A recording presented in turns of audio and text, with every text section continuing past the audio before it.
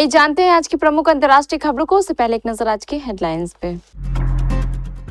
क्या संसद विधानसभाओं में टी शर्ट और मोबाइल बैन है? क्यों भड़के ओम बिरला?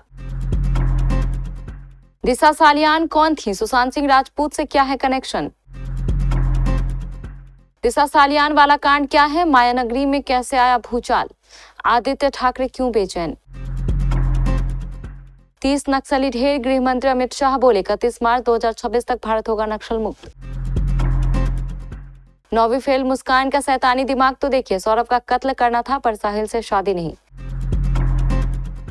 इजराइल हमलों से गाजा में कोहराम, 2 दिन में 436 फिलिस्तीनियों की मौत। रूस और यूक्रेन के बीच जल्द थमेगा युद्ध, डोनाल्ड ट्रंप ने जो कहा वो कर दिखाया। अडानी और Birla cable and wire industry में क्यों आ रहे हैं? पॉलीकैब हेवल्स के मार्केट शेयर को धक्का लगाने के साथ ये बदलाव होंगे। आमिर खान से कबीर बेदी तक इन सेलेब्स ने हर बंधन तोड़कर किया प्यार। और करोड़ों की मालकिन है धनश्री, लेकिन युजवेंद्र से इतने कम नेटवर्थ। जहां एक और संसद में सांसद के टी शर्ट पहनने को लेकर बवाल हुआ, वहीं बिहार विधानसभा में फोन इस्तेमाल करने पर मुख्यमंत्री नीतीश कुमार भड़क गए। संसद में तो कुछ नारे लिखी हुई टी शर्ट पहनने पर इतना बवाल हुआ कि संसद की कार्यवाही स्थगित करनी पड़ी। अगर बिहार की बात करें तो वहां एक विधायक के फोन इस्तेमाल करने पर नीतीश कुमार भड़क गए और उन्होंने कहा कि संसद में फोन का इस्तेमाल नहीं किया जाना चाहिए। ऐसे में सवाल है कि क्या सही में संसद में कोई सांसद टी शर्ट नहीं पहन सकता है और विधानसभा में मोबाइल जाने को लेकर क्या नियम है? दरअसल संसद में सदन की कार्रवाई शुरू होने से पहले डीएमके सांसद टी शिवा टी शर्ट पहनकर पहुंचे थे, जिस पर लिखा था निष्पक्ष परिसीमन, तमिलनाडु लड़ेगा, तमिलनाडु जीतेगा। इसके बाद लोकसभा अध्यक्ष ओम बिरला ने विपक्षी सदस्यों को नारे लिखी टी शर्ट पहनकर न आने को कहा। महाराष्ट्र में दिशा सालियान की मौत पर 5 साल बाद सियासत गर्मा गई है, क्योंकि दिशा के पिता सतीश सालियान ने अपनी बेटी की मौत की नए सिरे से जांच की मांग करते हुए बॉम्बे हाई कोर्ट का रुख किया है। दिशा के पिता ने महाराष्ट्र के पूर्व सीएम उद्धव ठाकरे के बेटे और शिवसेना नेता आदित्य ठाकरे के खिलाफ एफआईआर दर्ज करने की मांग की है। दिशा सालियान के पिता ने आदित्य ठाकरे पर अपनी बेटी के कथित बलात्कार और हत्या में शामिल होने का आरोप लगाया है। दिशा के पिता सतीश सालियान ने यह भी आरोप लगाया कि मामले में शामी भावल प्रसाद लोगों को बचाने के लिए राजनीतिक कवर अप की साजिश रची गई थी। एनआई की रिपोर्ट के अनुसार उनके वकील नीलेश सी ओझा ने महाराष्ट्र के पूर्व गृह मंत्री अनिल देशमुख पर आदित्य ठाकरे के खिलाफ कार्रवाई नहीं करने और कथित अपराध को दबाने के लिए भ्रष्ट पुलिस अधिकारियों के साथ मिलकर काम करने का आरोप लगाया है। तारीख थी 8 जून 2020। समंदर किनारे बसी मायानगरी में भी प्रचंड गर्मी थी। 8 जून की रात हसीन थी। मलाड में एक इमारत की 14वीं मंजिल पर खूब हलचल थी, कारण कि 14वें मंजिल पर पार्टी हो रही थी। यही वह पार्टी थी जहां दिशा सालियान ने आखिरी बार अपनी जिंदगी की पार्टी की चकाचौंध। पार्टी के बीच अचानक रात 1 बजे सन्नाटा छा जाता है। सभी नीचे दौड़ते हैं। पास जाकर पता चलता है कि दिशा सालियान अब इस दुनिया में नहीं है। जी हाँ, दिशा सालियान दिवंगत एक्टर सुशांत सिंह राजपूत की पूर्व मैनेजर थी। उनकी मौत अब तक रहस्य है। कोई इसे आत्महत्या मानता है तो कोई हत्या। दिशा सालियान की हत्या एक बार फिर चर्चा में है। जी हाँ, दिशा सालियान के पिता सतीश सालियान ने बुधवार को बॉम्बे हाई कोर्ट का दरवाजा खटखटाया।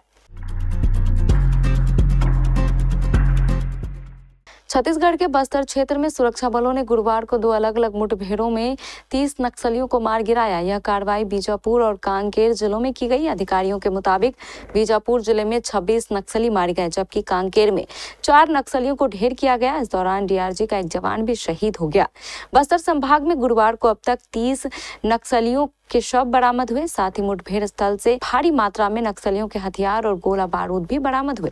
पुलिस के अनुसार बीजापुर और दंतेवाड़ा जिलों की सीमा से सटे जंगलों में सुबह करीब 7 बजे मुठभेड़ हुई। सुरक्षा बलों की संयुक्त टीम गंगालूर थाना क्षेत्र में नक्सल विरोधी अभियान पर थी, तभी नक्सलियों से आमना सामना हो गया। उत्तर प्रदेश के मेरठ के थाना ब्रह्मपुरी क्षेत्र के इंदिरानगर में हुए सनसनीखेज सौरभ कुमार हत्याकांड में एक के बाद एक चौंकाने वाले खुलासे हो रहे हैं। इस हत्याकांड ने हर किसी को झकझोर कर रख दिया है। लोगों का गुस्सा बढ़ता ही जा रहा है। कई साल पुरानी प्रेम कहानी का खौफनाक अंत खुद की मौत से होगा।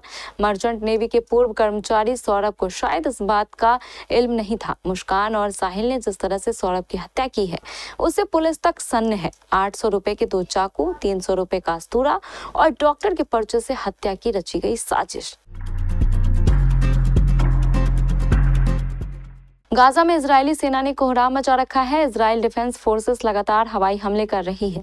इन हमलों में पिछले 2 दिनों में 436 फिलिस्तीनियों की मौत हो चुकी है, जिसमें 183 बच्चे शामिल हैं। मरने वालों में ज्यादातर महिलाएं और बच्चे ही हैं। आईडीएफ के ताजा हमलों में गुरुवार को 71 लोगों की मौत हो गई। इसके साथ ही इजरायली सेना ने कहा है कि वो फिलिस्तीनियों को साउथ से नॉर्थ गाजा में घुसने की इजाजत नहीं देगी। गुरुवार को एक ऐलान में आईडीएफ ने कहा कि लोगों को नॉर्थ गाजा में घुसने या वहां से बाहर जाने की इजाजत नहीं है। इसके साथ ही मैन नेशनल हाईवे के इस्तेमाल नहीं करने की चेतावनी भी दी गई है। नॉर्थ और साउथ गाजा में इजराइल द्वारा सुबह सुबह किए गए हमलों में महिलाओं और बच्चों सहित कम से कम 71 फिलिस्तीनी मारे गए हैं। गाजा स्वास्थ्य मंत्रालय ने भी इन मौतों की पुष्टि की है।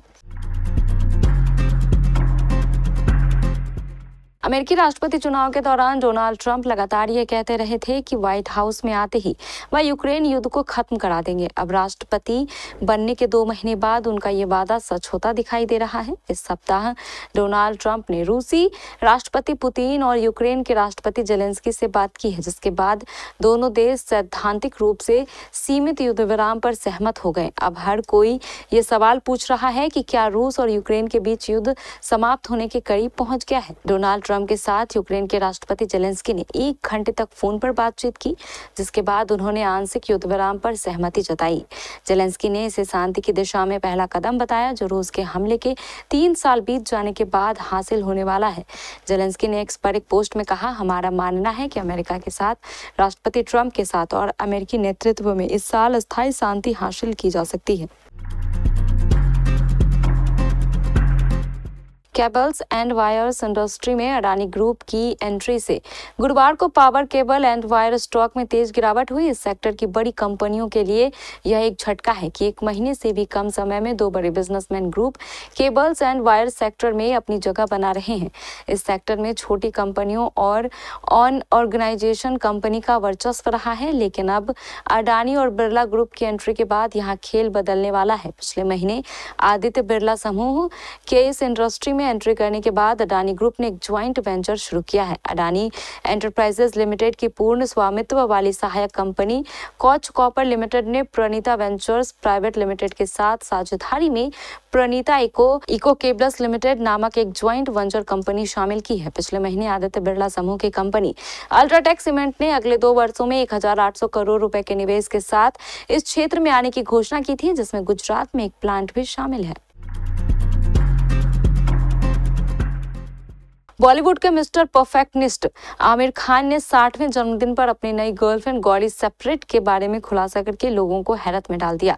जाहिर है 60 साल की उम्र में आमिर को तीसरी बार हुए इस प्यार पर लोगों को चौंकना ही था। कई तरह की प्रतिक्रियाएं सामने आई, जैसे कुछ लोग ना उम्र की सीमा हो ना जन्म का हो बंधन वाला फलसफा दोहराते दिखे, तो कई ये कोई उम्र है गर्लफ्रेंड बनाने की, इतनी जल्दी तो लोग कपड़े भी नहीं बदलते जितनी जल्दी ये गर्लफ्रेंड बदल रहा है, बुढ़ापे में गर्लफ्रेंड बना रहा है, जैसे कमेंट्स करके उन्हें ट्रोल करने से बाज नहीं आए। हालांकि आमिर ने 2 बार शादी में अलगाव के बावजूद फिर प्यार में पड़ने को लेकर इशारा पिछले साल ही कर दिया था। एक पॉडकास्ट में आमिर ने साफ कहा था कि शादी के मामले में मैं भले ही 2 बार असफल रहा हूं, मगर मुझे अकेले रहना पसंद नहीं है। मुझे पार्टनर की जरूरत है, मैं अकेले रहने वाला इंसान नहीं हूं, मुझे कैंपेनियनशिप पसंद है।